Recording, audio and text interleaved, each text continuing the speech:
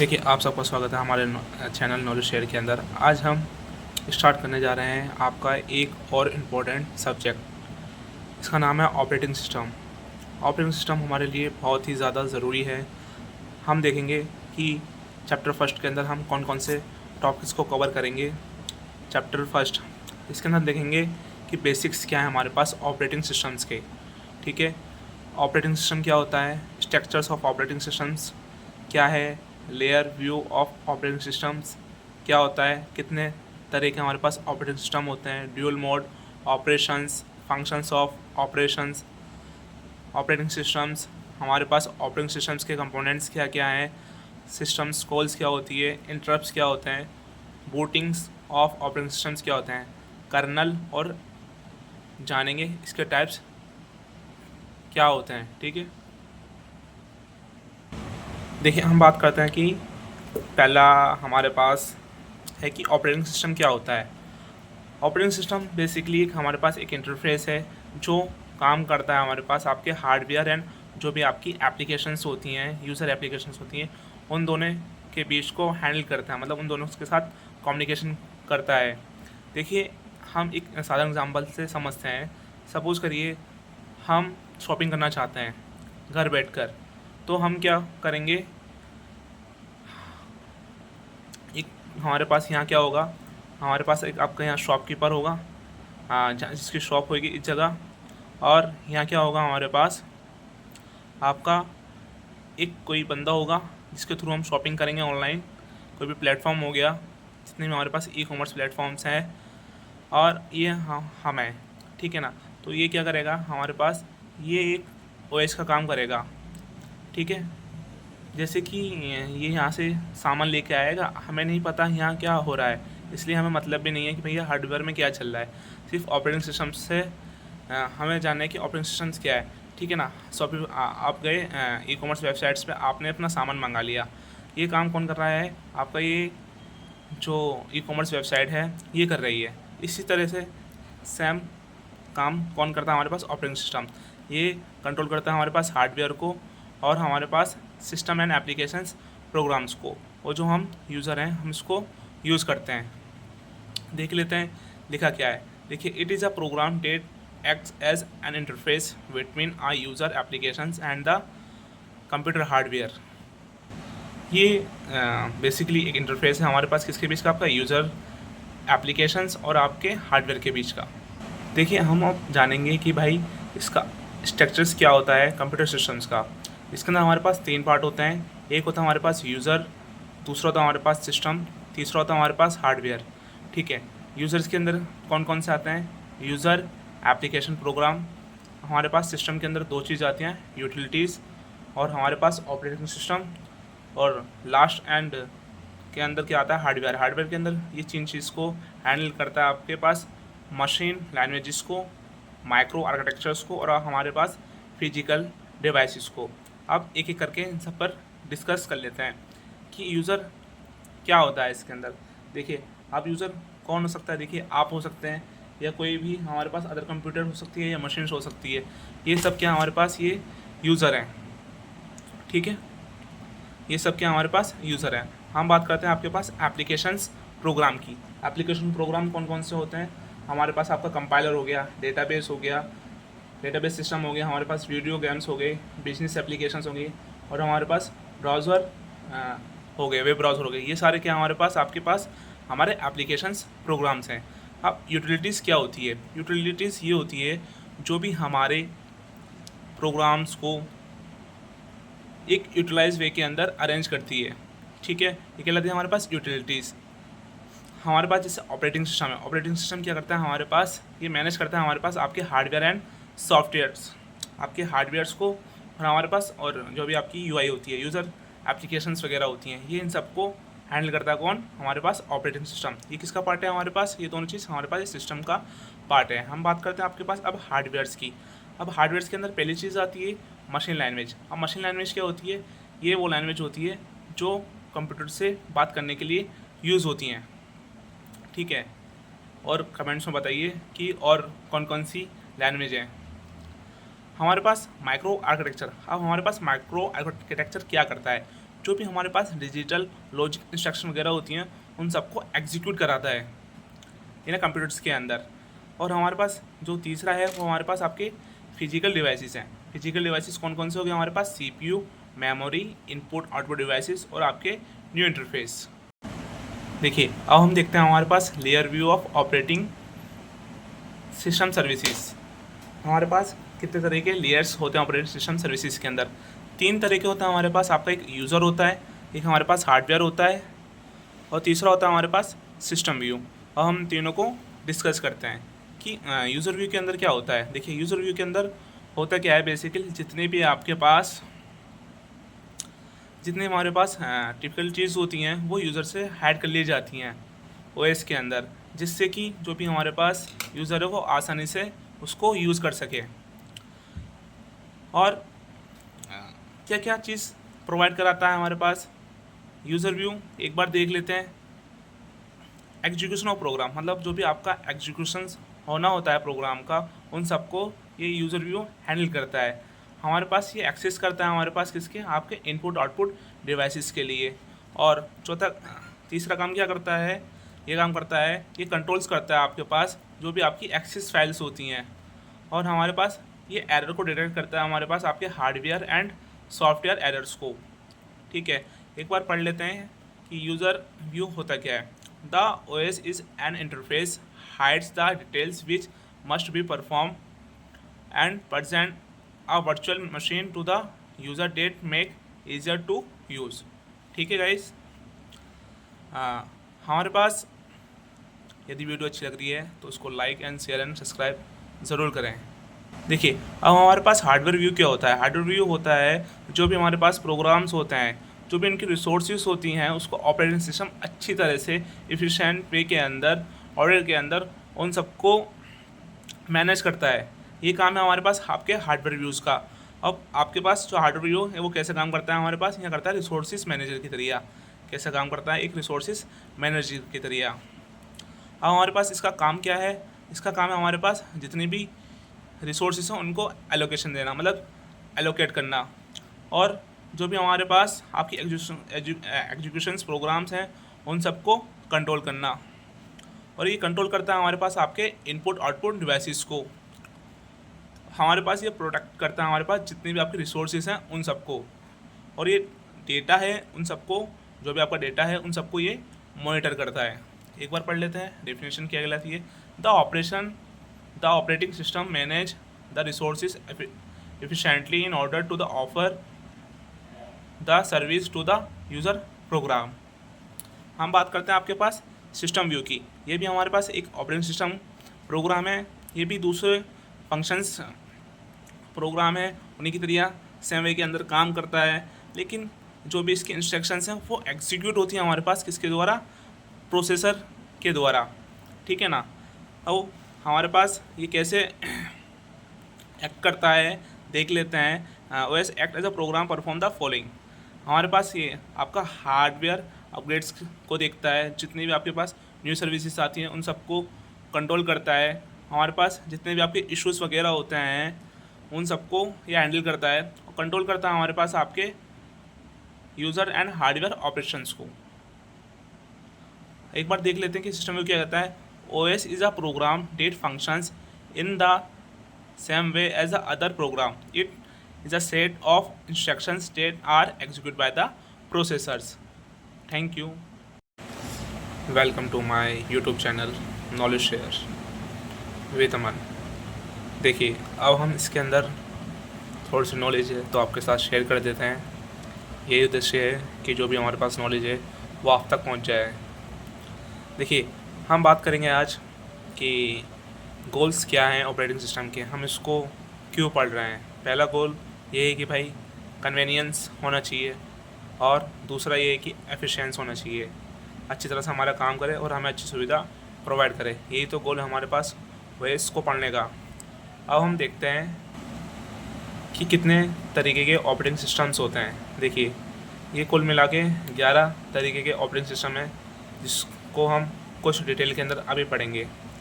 पहला है हमारे पास सीरियल ऑपरेटिंग सिस्टम, दूसरा हमारे पास बैच ऑपरेटिंग सिस्टम, तीसरा इंटरैक्टिव, फोर्थ है हमारे पास मल्टी प्रोग्राम ओएस, पाँचवा है हमारे पास टाइम शेयरिंग, 6 है हमारे पास रियल टाइम ओएस, 7 है हमारे पास नेटवर्क ओएस, और 8वां है हमारे पास पैरेलल ओएस, 9वां है हमारे पास डिस्ट्रीब्यूटेड ओएस, और 10वां है हमारे पास क्लस्टर ओएस, और 11वां है हमारे पास हैंड हेल्ड ओएस। देखिए अब हम थोड़ा सा देखते हैं कि सिंपल बेच ओएस सिस्टम क्या होता है। देखिए इसके अंदर क्या होता है, जो भी हमारे पास सिमिलर टाइप्स ऑफ जॉब्स होती हैं और डेटाज होता है, और जिसके अंदर ये ग्रुप्स के अंदर भी होता है, तो ये एग्जीक्यूट्स होता है वन बाय वन। लेकिन जो इसके अंदर यूज़र है वो डायरेक्टली इंटरेक्ट नहीं करता कंप्यूटर के साथ। यूज़र कौन हो गए, हम लोग हो गए, ठीक है ना। ये हमारे पास जॉब 1, जॉब 2, जॉब 3 और कई सारी जॉब्स हो सकती हैं एंड टाइम्स के अंदर, ठीक है। ये इंटरेक्ट करता है हमारे पास CPU विद, उसके बाद हमारे पास इनपुट आउटपुट डिवाइसेस के साथ। एक बार देखते हैं कि क्या होता है। It is use to execute similar types of data jobs and task in operating system. User do not interact with their computers. अब देखते हैं कि भैया इसके एडवांटेजेस क्या हैं। देखिए इसके एडवांटेजेस ये हैं कि जो भी हमारे पास लार्ज डेटा होता है उसको ईजिली मैनेज कर सकता है बार बार, और हमारे पास जो भी आपके मल्टी यूज़र्स होते हैं, देखिए जो भी मल्टी यूज़र्स हैं वो हमारे पास आपका शेयर करते हैं बेस सिस्टम को। डिसएडवांटेज देख लेते हैं। डिसएडवांटेजेस यही है कि जो भी बेस सिस्टम को यूज़ कर रहा है उसको प्रॉपर नॉलेज होनी चाहिए हमारे पास बेस सिस्टम्स की, और ये हमारे पास डिबग करना हार्ड है।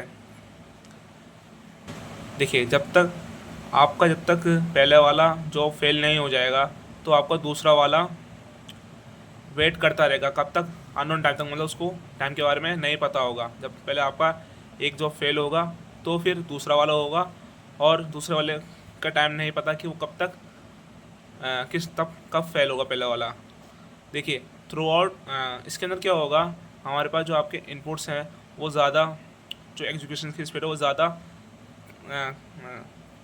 क्या हो जाएगी, डिक्रीज़ हो जाएगी। किस बेच ओएस के अंदर हमारे पास एग्जांपल है इसका IBM OS by 2। अब हम बात करते हैं स्पूलिंग।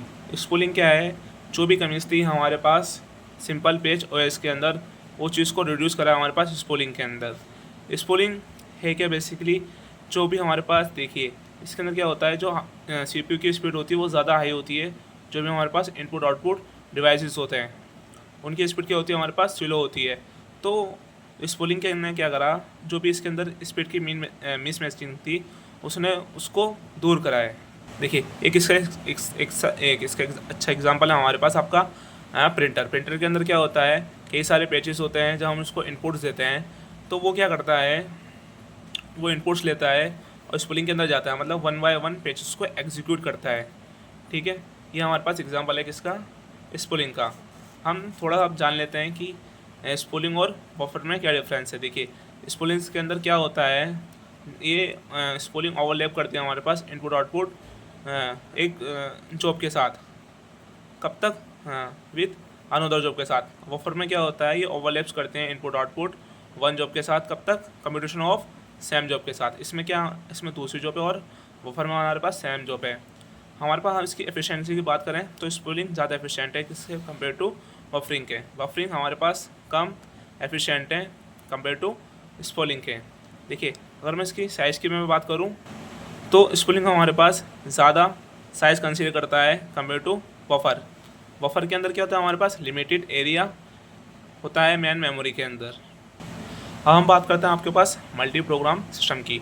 इसके अंदर क्या होता है, मल्टी प्रोग्राम सिस्टम्स के अंदर कई सारी जॉब्स होती हैं जो एग्जीक्यूट करती हैं हमारे पास वन बाय वन कंकरेंटली, किसके द्वारा, स्विचिंग के द्वारा। इसको हम कहते हैं आपके पास मल्टी प्रोग्राम OS कहते हैं। एक बार पढ़ लेते हैं क्या होता है। आपका एक operating system that permits multiple programs to be loaded into memory and execute then concurrently by switching is called multi programming OS। इसके अंदर क्या होता है, एक एग्जांपल के द्वारा समझते हैं। देखिए हमारे पास ये कई सारे हमने प्रोसेस हैं, क्रिएशन है, और ये कई सारे हमारे पास प्रोग्राम जैसे P1 P2 P3, ये जाएंगे हमारे पास CPU, ठीक है ना। अगर कुछ कमी होगी तो यहाँ ये टर्मिनेट हो जाएंगे। यदि सपोज करिए ये आगे जाता है इनपुट आउटपुट रिक्वेस्ट के अंदर, अब P1 को किसी चीज़ की ज़रूरत पड़ गई यहाँ, मैं मान लेता हूँ कि P1 को रिक्वेस्ट पड़ गई क्यू की, तो क्या होगा, रिक्वेस्ट यहाँ आएगा, ये Q1 पे आएगा, ठीक है ना, ये एग्जीक्यूट हो जाएगा। तो सपोज़ करिए यहाँ से किसी चीज़ की नीड पड़ गई, तो क्या होगा, इस टाइम के अंदर यहाँ CPU अभी फ्री हो गया है, जब तक इसकी कंडीशन को फुलफिल नहीं करेंगे। तो यहाँ से क्या आएगा हमारे पास, ये P2 को ले लेगा, तो P2 को ले लेगा तो पूरा एग्जीक्यूट होगा, वो कंप्लीट हो गया, पूरा प्रोसेस क्रिएशन हो जाएगा, ठीक है। तो इस कंडीशन में क्या होगा, हमारे पास जो P1 होगा ना, P1 क्या होगा, और हमारे पास कहाँ आएगा, इस P4 के बाद आएगा। तो ये कहलाता है हमारे पास मल्टी प्रोग्राम सिस्टम। हमारे पास इसका यूज़ इसलिए किया गया था, जो भी हमारे पास प्रोग्राम का जो टाइम वेस्ट हो रहा था CPU का, उस को यूटिलाइज़ करने के लिए। इसके अंदर हम क्या कहते हैं, हम एक जॉब्स को लेते हैं मेमोरीज़ के अंदर, और इससे क्या होता है, इनकेस होता है हमारे पास सॉर्ट ऑफ द सिस्टम। आपको सारे नोट्स डिस्क्रिप्शन में मिल जाएंगे, आप इसको like and share and subscribe ज़रूर करें। देखिए, वेलकम टू नॉलेज शेयर, आप इसको शेयर एंड सब्सक्राइब करें। आज का जो हमारा टॉपिक है वो है टाइम शेयरिंग ऑपरेटिंग सिस्टम्स। ये हमारे पास, हम इसको मल्टीटास्किंग भी बोला जाता है। अब इसके अंदर है क्या, जो हमारे पास टाइम शेयरिंग है वो हमारे पास लॉजिकल एक्सटेंशंस हैं हमारे पास मल्टी प्रोग्रामिंग की। इसमें क्या होता है, हमारे पास मल्टीपल जॉब्स एग्जीक्यूट होती हैं CPU के द्वारा, और वो स्विच होती हैं एक दूसरे से। लेकिन जो हमारे पास स्विचेस हैं वो अकर होती हैं फ्रीक्वेंटली। जो भी हमारे पास यूज़र हैं वो इंटरेक्ट करते हैं हमारे पास ईच प्रोग्राम के साथ जब वो रन कर रहे होते हैं। देखिए, हम इसको ऐसा समझ सकते हैं, सपोज़ करिए ये हमारे पास I1, I2, I3, I4 है। अब क्या होता है, इसके अंदर हम हर किसी को एक स्पेसिफिक टाइम देते हैं। सपोज़ करिए मैंने इसको 2 मिनट्स दे दिया, इसको भी मैंने 2 मिनट्स दे दिया, इसको भी 2 मिनट्स दे दिया, 2 मिनट्स दे दिया। तो अब क्या होगा, हमारे पास जब I2 का टाइम पूरा हो जाएगा तो वो हमारे पास जाएगा, हमारे पास I3 के पास, फिर I3 के बाद कहाँ जाएगा, हमारे पास I4 के पास जाएगा। तो इसके साथ क्या करेगा, ये कई सारे काम्स को कई सारे जॉब्स को एग्जीक्यूट कर रहा है। और क्या होता है, इससे हमारे पास जो एफिशिएंसी है वो काफ़ी अच्छी हो जाती है। एक बार हम डेफिनेशन को भी पढ़ लेते हैं। लिखा हुआ है, टाइम शेयरिंग और multitasking is a logical extensions of multi programming. Multiple jobs are executed by the CPU switching between them, but the switches occur so frequently that the user may interact with each program while it is running। और थोड़ा सा और देख लेते हैं। A time share operating system CPU scheduling and multiprogramming to provide each user with a small portion of time share computers। जैसे कि बताया गया था, हमने पहले भी बोला था कि जो भी हमारे पास जॉब्स हैं उनको एक स्पेसिफिक टाइम दिया जाता है, ठीक है, जिससे कि वो अपना प्रोग्राम को एग्जीक्यूट कर सकें और उसके साथ आगे बढ़ सकें। हमारे पास मल्टी प्रोग्रामिंग दो तरह की होती हैं, एक होती है हमारे पास नॉन प्रीमेटिव और होती है हमारे पास एक प्री एमेटिव। इसके अंदर क्या होता है, फर्स्ट वाले के अंदर देखते हैं। देखिए, हम प्रीमेटिव को हमारे पास आपका टाइम शेयरिंग और मल्टीटास्किंग भी बोला जाता है। अब मल्टीटास्किंग में क्या होता है, हमारे पास जो मल्टीटास्किंग है वो इंडायरेक्टली मल्टी प्रोग्रामिंग है। लेकिन होता क्या है, जो भी हमारे पास प्रीमेटिव मल्टी प्रोग्रामिंग होती हैं वो हमारे पास क्या होती हैं, मल्टीटास्किंग्स भी होती हैं। अब हम बात करते हैं हमारे पास अब रियल टाइम सिस्टम क्या होता है। देखिए, रियल टाइम सिस्टम्स का यूज़ बहुत ही ज़्यादा कई सारी जगह पे होता है। हम यूज़ करते हैं इसका, जो भी हमारे पास काफ़ी सेंसिटिव डिवाइसेस होते हैं, हम उस जगह इसका यूज़ करते हैं। जैसे कि हमारे पास सैटेलाइट वगैरह हो गया, ये हम इन सब चीज़ का यूज़ कहाँ यूज़ करते हैं, रियल टाइम्स के अंदर। अब रियल टाइम्स होता क्या है, देखिए, जब हमारे पास ज़रूरत होती है रियल टाइम ऑफ रिक्वायरमेंट्स की, तो उस टाइम हम यूज़ करते हैं आपके पास डेटा को फ्लो करने के लिए, मतलब जहाँ पे हमारे पास एक स्पेसिफिक टाइम की ज़रूरत होती है। और हमारे पास ये रियल टाइम ऑपरेटिंग सिस्टम करता क्या है, रियल टाइम ऑपरेटिंग सिस्टम हमारे पास कंट्रोल करता है हमारे पास आपके साइंटिफिक एक्सपेरिमेंट और मेडिकल इमेजिंग सिस्टम को, और साथ ही साथ इंडस्ट्रियल कंट्रोल सिस्टम्स को, और ये डिस्प्ले करता है हमारे पास रियल टाइम सिस्टम को। अब इसमें क्या होता है, हमारे पास रियल टाइम ऑपरेटिंग सिस्टम के अंदर, इसके अंदर हमारे पास वेल डिफाइंड फिक्स टाइम होता है, मतलब जो हमने टाइम दिया है वो उसी टाइम के अंदर एग्जीक्यूट होगा। और देखिए जो हमारे पास प्रोसेसिंग है वो डिफाइंड टाइम के अंदर ही होने वाला है। देखिए यदि वो फेल होगा तो स्पेसिफिक टाइम ही होगा उसका भी। हमारे पास एग्जांपल है RTOS, real time operating system. हमारे पास जो रियल टाइम सिस्टम है दो तरह के होते हैं हमारे पास, एक हार्ड रियल टाइम सिस्टम होता है, दूसरा होता है हमारे पास सॉफ्ट रियल टाइम सिस्टम होता है। इसमें क्या होता है, ये गारंटी देता है कि आपका काम है जो कम्प्लीटली गारंटीड के साथ होता है। इसके अंदर क्या होता है, सपोज़ करिए अगर उसका डेटा लूज़ हो जाता है, मतलब सपोज़ करिए तो वो क्या करेगा, वो रिट्राइव करेगा। रिट्राइव का मतलब है कि वो डेटा अपने स्टोरेज डिवाइस से लेगा और उसी टाइम के अंदर उस काम को करके देगा। जैसे कि इसके एग्जांपल है हमारे पास सैटेलाइट और हमारे पास मिसाइल सिस्टम। हम बात करते हैं आपके पास सॉफ्ट रियल सिस्टम के अंदर, ठीक है ना।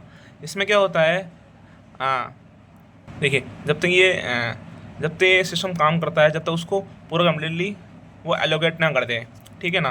देखा हुआ when a system cannot to function even if it's unable to execute within an allocations. इसके लिए कौन सा एग्जांपल है, इसके लिए हमारे पास है बैंकिंग सिस्टम। देखिए अब हम देखते हैं हमारे पास पैरेलल सिस्टम, हम मल्टी प्रोसेसर कहते हैं। इसके अंदर क्या होता है, हमारे पास जो भी सिस्टम्स होते हैं वो साइमल्टेनियसली काम करते हैं और हमारे पास जो कंप्यूटेशनल स्पीड है उसको इंक्रीज़ कर देते हैं कंप्यूटर सिस्टम की। देखिए इसके अंदर क्या होता है, जो भी हमारे पास सिस्टम्स हैं, जितनी भी आपकी एप्लीकेशंस हैं वो मल्टीपल कंप्यूटर्स के लिए वो रनिंग करती हैं हमारे पास मल्टीपल। देखिए वो रनिंग करती हैं हमारे पास कंप्यूटर जो लिंक्ड है कम्युनिकेशन लाइंस के साथ। यदि मैं इसका दूसरा एडवांटेज देखूं तो वो क्या करता है, इसकी इंक्रीज़ कर देता है इसकी रेलेबिलिटी को। जैसे कि हमारे पास जो एग्जांपल है यूनिक्स। देखिए एक बार देख लेते हैं, लिखा हुआ है the system that can process the data simultaneously and increase the computational speed of a computer system. In this system application are running on the application computer are running on multiple computers link by the communication line. Another advantage is increase the reliability. हम जो example इसका Unix है। हम बात करते हैं हमारे पास symmetric multi processing model के अंदर। इसके अंदर क्या होता है, जो भी आपका प्रोसेसर है वो रन करता है हमारे पास idle copy of operating system के लिए, और जो भी हमारे पास कॉपीज़ होती हैं वो कम्युनिकेट करती हैं हमारे पास एक से दूसरे के लिए, वन अनदर एज नीड, जब उसको ज़रूरत पड़ती है। अब हम बात करते हैं हमारे पास एसिमेट्रिक मल्टी प्रोसेसिंग मॉडल की। इसमें क्या होता है, जो भी हमारे पास मल्टी प्रोसेसर होता है वो कनेक्ट नहीं होता हमारे पास आपके सेंट्रल सीपीयू के साथ, और वो ट्रीट होता हमारे पास इक्वली। मतलब कहने का मतलब यही है कि जो आपका एसिमेट्रिक मल्टी प्रोसेसिंग है वो हमारे पास सीपीयू के साथ डायरेक्टली कनेक्ट नहीं होता है और वो ट्रीट इक्वली भी नहीं होता है। एक बार पढ़ लेते हैं, लिखा क्या है, an asymmetric multi processing AME और ASM system is a multiprocessing computer system where not all of the multiple interconnected central processing unit CPU are treated equally। देखिए हम बात करेंगे आपके पास डिस्ट्रीब्यूटेड सिस्टम की। अब डिस्ट्रीब्यूटेड सिस्टम के अंदर क्या होता है, हमारे पास कई सारे सिस्टम्स होते हैं जो कनेक्ट होते हैं एक दूसरे के साथ, किसके द्वारा, वाया कम्युनिकेशन नेटवर्क के द्वारा। अब जो डिस्ट्रीब्यूटेड नेटवर्क्स हैं वो इंडिपेंडेंस होते हैं हमारे पास, इंडिपेंडेंस होते हैं और इनकी खुद की मेमोरी होती है और इनका खुद का CPU होता है। हम इसको ऐसे रेफर भी कर सकते हैं, हमारे पास ये लूजली कपल्ड सिस्टम्स और डिस्ट्रीब्यूटेड सिस्टम्स होते हैं। देखिए जो हमारे पास ऑपरेटिंग सिस्टम्स हैं उसकी खुद की CPU मेमोरी डिस्क होता है, CPU मेमोरी होती है, CPU मेमोरी डिस्क वही बता रखा है, ठीक है। ये सब चीज़ ये इसकी खुद की होती है। एग्जाम्पल के लिए लोकस, एक बार हम पढ़ लेते हैं कि लिखा क्या है। आप इसको चैनल सब्सक्राइब जरूर करें, कमेंट्स में बताएं कि आपको कैसी लग रही है वीडियोस। देखिए various autonomous interconnected computers communicate with each other using shared communication networks. Independent system passes their own memory unit and CPU. There are referred as a loosely coupled system और distributed systems। देखिए हमारे पास ये diagram है operating system का, इसमें हमने arrangement दिखा है CPU मेमोरी डिस्क का, CPU मेमोरी का। एग्जाम्पल हमारे पास लोकस। हम इसके एडवांटेजेस देख लेते हैं। अब एडवांटेज क्या है हमारे पास, रिसोर्सिंग शेयरिंग, मतलब ये रिसोर्स को शेयर करता है। सपोज करिए एक सिस्टम है तो सिस्टम को रिसोर्सेज कर रहा है, कंप्यूटेशनल स्पीड इसकी अच्छी होती है, इसकी रिएबिलिटी भी काफ़ी बेहतर है कंपेयर टू अदर, जिसको कम्युनिकेशंस है वो भी वेल एंड गुड है, स्केलेबिलिटी भी काफ़ी अच्छी है इसकी। और इसमें क्या होता है, जो लोड होता है हमारे पास होस्ट का वो रिड्यूस हो जाता है, जो डिले होता है हमारे पास प्रोसेसिंग यूनिट का वो भी कम हो जाता है, वो भी रिड्यूस हो जाता है, जो डिले होता है डेटा प्रोसेसिंग का। हम बात करते हैं इसके डिसएडवांटेज की। सपोज करिए यदि मेरे पास आपका जो मैन नेटवर्क है वो फेल हो जाता है तो आपकी जो कम्युनिकेशन है वो स्टॉप हो जाएगी। लेकिन आपका सेकेंड रीज़न ये भी है कि ये सिस्टम आपका काफ़ी एक्सपेंसिव है। हम बात करते हैं आपके difference between distributed OS net OS के अंदर और हमारे पास नेटवर्क ओएस के अंदर। हमारे पास नेटवर्क ओएस के अंदर क्या होता है, हर कंप्यूटर के अंदर इसका खुद का ओएस होता है, लेकिन जबकि हम बात करें डिस्ट्रीब्यूटेड ओएस की तो इसके अंदर शेयर नेटवर्क होता है कंप्यूटर्स का। देखिए जो इसके अंदर इंटरेक्शन होता है मशीन्स का वो किसके द्वारा होता है, कॉमन कम्युनिकेशन आर्किटेक्चर के द्वारा। और इसके अंदर कैसे होता है, वो होता है हमारे पास सिंगल ओएस कंट्रोलिंग नेटवर्क के द्वारा। ये हमारे पास इंडिपेंडेंट होती है मशीन एक्सेस करने के लिए यूज़र के द्वारा। ये डिपेंडेंट होती है हमारे पास एक्सेस मशीन किसके द्वारा, शेयर रिसोर्सेज के लिए।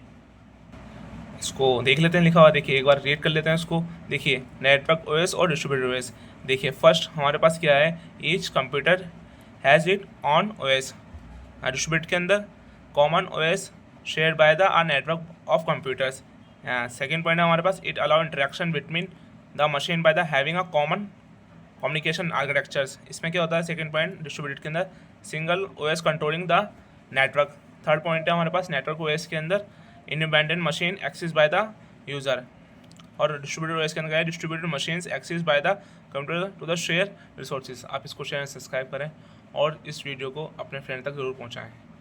और आपको एटलीस्ट एक सब्सक्राइब को सब्सक्राइब कराना है।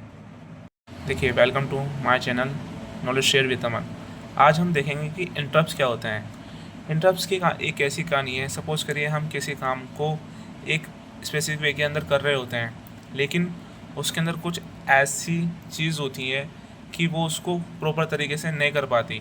तो ये क्या है हमारे पास, यही इंटरप्ट्स हैं। अब देख लेते हैं कि इंटरप्ट्स हैं क्या। बेसिकली इंटरप्ट्स हमारे पास क्या होते हैं, ये हमारे पास सिंगल एमिटेड सिग्नल्स को एमिट करते हैं किसके द्वारा, आपके हार्डवेयर सॉफ्टवेयर के द्वारा।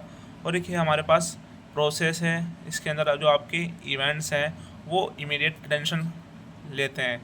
हमारे पास आपका जो प्रोसेसर होता है उसको हाई प्रायोरिटी के अंदर रिक्वायर करते हैं इंटरप्शंस को आपके करंट वर्किंग प्रोग्राम के लिए। इसके अंदर क्या होता है, जो भी आपके इनपुट आउटपुट डिवाइसेस होते हैं, जैसे कि आपकी बस हो गई, कंट्रोल्स लाइन्स हो गई, ये डेडिकेट होते हैं इस सब काम के लिए, जिसको हम आपका कहते हैं आपके पास इंटरप्ट सर्विस रूटीन, जिसको हम ISR बोलते हैं। एक बार देख लेते हैं। The interrupt is a signal emitted by hardware और सॉफ्टवेयर व्हेन अ प्रोसेस और an event needs immediate attentions. It alert the process of high priority process requiring interruptions of the current working in input output devices. One of the bus control lines is dedicated for the purpose and is called the interrupt service routine. इसके अंदर हमारे पास आपके external events भी होते हैं, ये हमारे पास सिंक्रोनाइजेशंस इवेंट्स भी होते हैं इसके अंदर। ये इंडिपेंडेंट होता है हमारे पास आपके करेंटली एक्सटेंडेड प्रोसेस इंस्ट्रक्शंस के लिए। अब हम बात करते हैं आपके पास ट्रैप की। अब ट्रैप क्या है, देखिए जो ट्रैप है वो जनरेट होता है हमारे पास सॉफ्टवेयर सिग्नल्स के द्वारा, और आइदर आपके कॉल करता है आपके ऑपरेटिंग सिस्टम रूटीन्स को, और कैच करता है आपके पास अरिथमेटिक एरर्स को। जब भी हम प्रोग्राम्स लिखते हैं तो हम उसमें ट्राई कैच एक तरीके से उसको फॉलो अप करते हैं, तो उसी के अंदर जो भी प्रॉब्लम्स होती हैं, सपोज़ करिए अरिथमेटिक एरर है तो वहाँ से वो कैश होके आ जाएगी। सपोज़ करिए आपने @ वहाँ इनोट करा दिया तो आपको कौन सा मैसेज शो होगा, ये आपका अरिथमेटिक एरर है। इसी तरीके से हमारे इसके अंदर ट्रैप क्या है हमारे पास, trap is a software generated signals either to call operating system routines or to catch the arithmetic errors.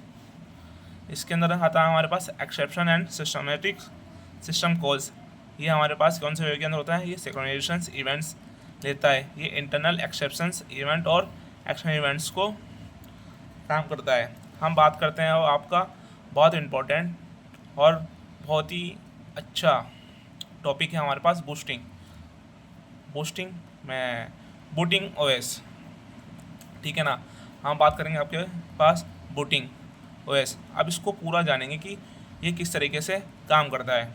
देखिए, हमारे हार्डवेयर को नहीं पता कि जो हाँ, हमारे हार्डवेयर को नहीं पता होता कि भैया जो आपका ऑपरेटिंग सिस्टम है वो किस जगह लोड हो रहा है। तो इस कंडीशन में हम क्या करते हैं, आपका एक प्रोग्राम लेते हैं इस काम के लिए, जिसका नाम है हमारे पास आपका बूटस्ट्रैप लोडर। जैसे एग्जांपल के लिए बायोस, आपने बायोस बहुत सुना होगा। ये हमारे पास होता है बूट इनपुट आउटपुट सिस्टम्स।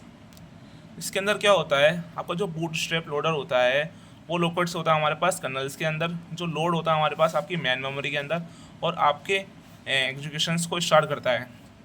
यदि हम आपके सिंपल सिस्टम्स की बात करें तो जो हमारे पास लोडर होता है वो फेच करता है आपके पास कॉम्प्लेक्स और बूट प्रोग्राम्स को आपके डिस्क से, और वो टर्न लोड्स होता है किसके अंदर, हमारे पास कर्नल्स के अंदर।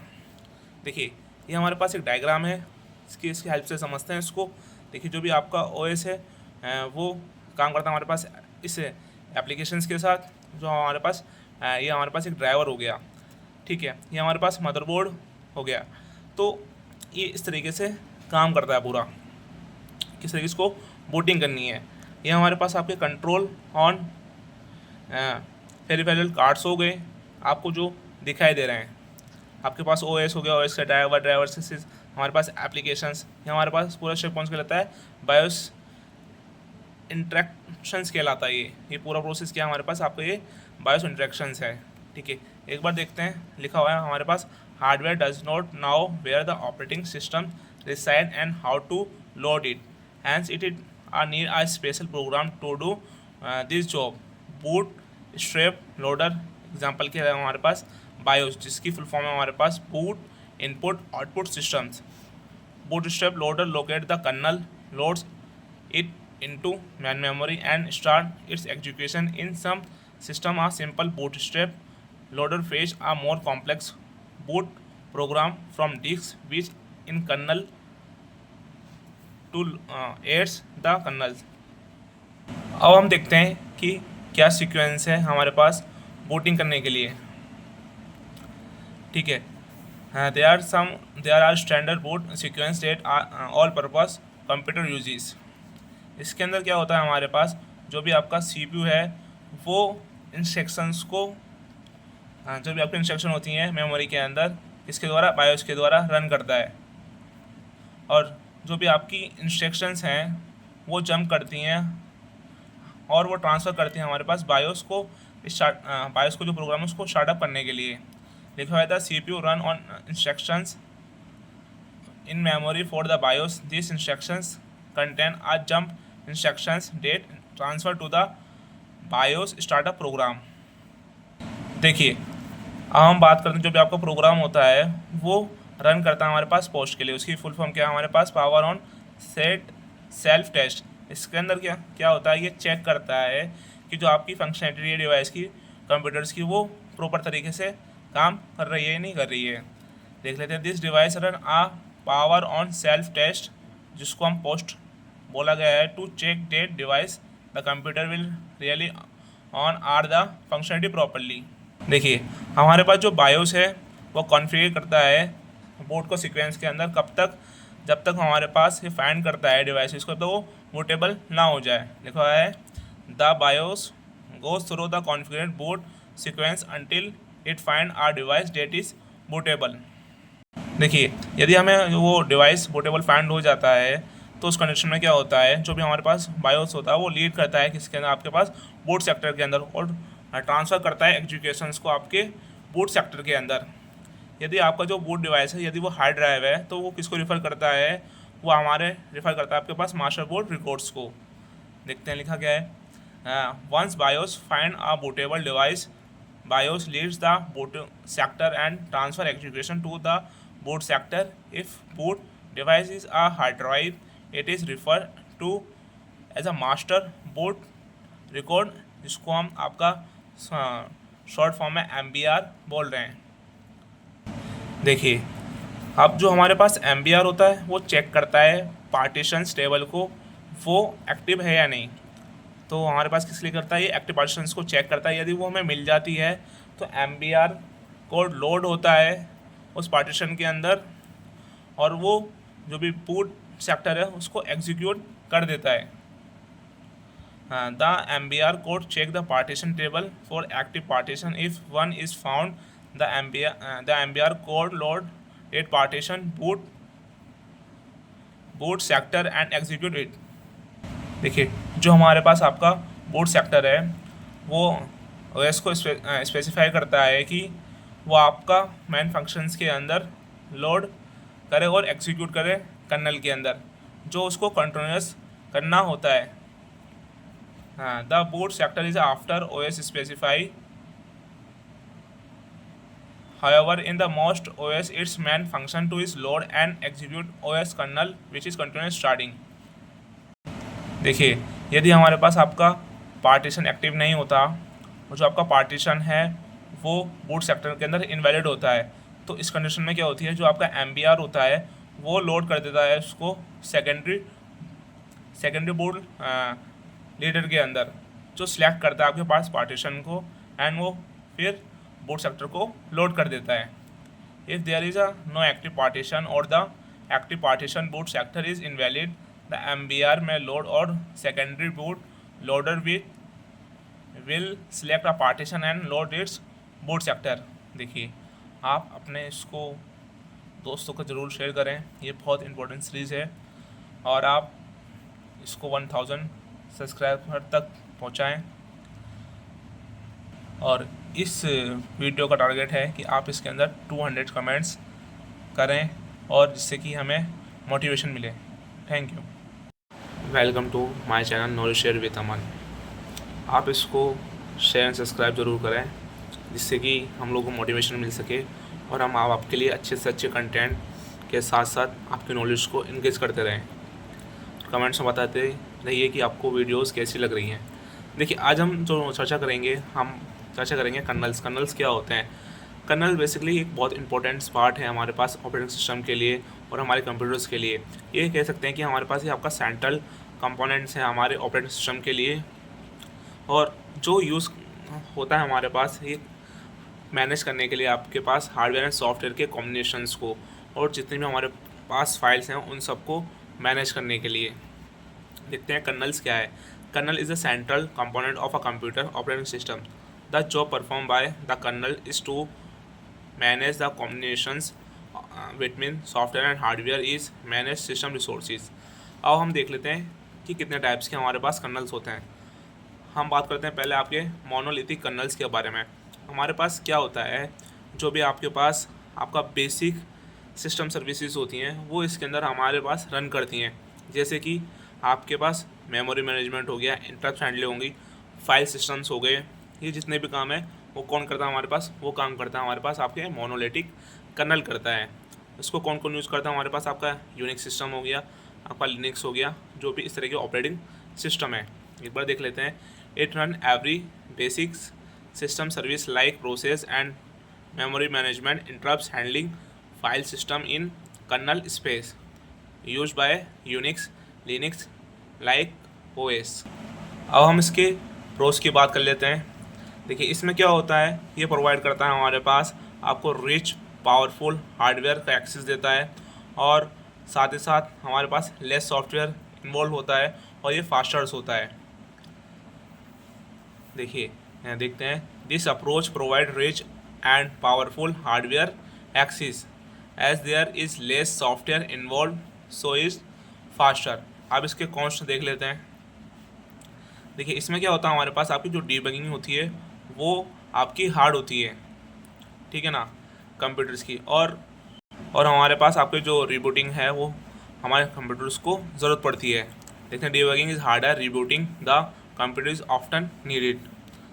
देखिए जो हमारे पास मोनोलिथिक कर्नल्स हैं वो हमारे जो लिखे जाते हैं वो आपके एक नए आर्किटेक्चर्स में लिखना ज़रूरी है और ये हमारे पास पोर्टेबल भी नहीं है।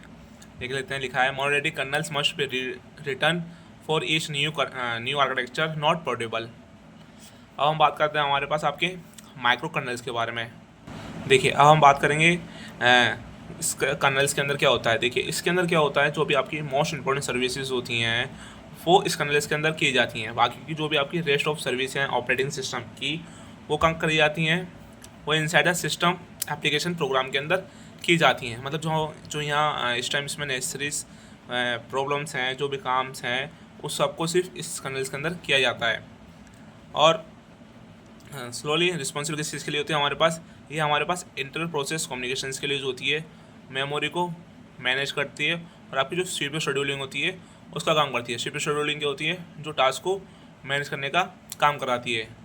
देखते हैं क्या है। In micro kernel architecture only the most important service are inside kernel and rest of the OS service are present inside system application programme.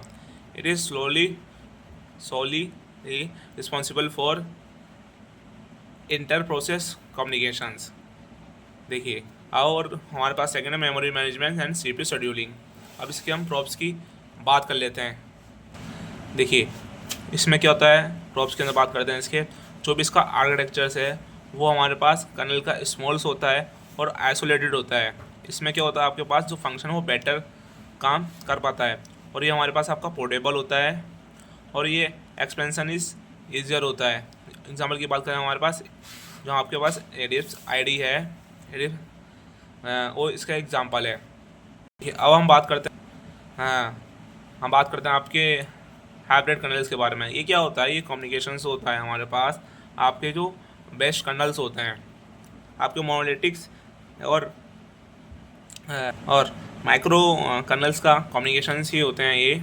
इसको हम आपका बोलते हैं आपका हाइब्रिड कर्नल्स। देखिए इसमें क्या होती है, हमारे पास जो आपकी स्पीड होती है, जो आपकी डिज़ाइनिंग होती है, वो होती है हमारे पास मॉड्यूलेटेड कर्नल्स के अंदर। जो मॉड्यूलिटी एंड स्टेबिलिटी होती है वो काम करते हैं हमारे पास आपके माइक्रो कर्नल्स के अंदर। जो हमारे पास जो स्टिल बिहेवियर सिमिलर है वो हमारे पास इसके अंदर आपके मॉड्यूलेटेड कर्नल्स का है। उसको कौन कौन एग्जांपल है इसके, वो विंडोज़ एनटी और नेटवेयर और पीओएस, ये हमारे पास एग्जांपल्स हैं। देखिए ये काफ़ी इसलिए ही बनाया गया है हमारे पास हाइब्रिड कर्नल, क्योंकि जो मॉड्यूलिटी कर्नल क्या करता है हमारे पास, इसमें स्पीड और उसकी डिज़ाइन को देखता है, और जो मॉड्यूलिटी कर्नल्स होता है वो इसकी स्टेबिलिटी को देखता है, मॉड्यूलिटी एंड स्टेबिलिटीज़ को देखता है।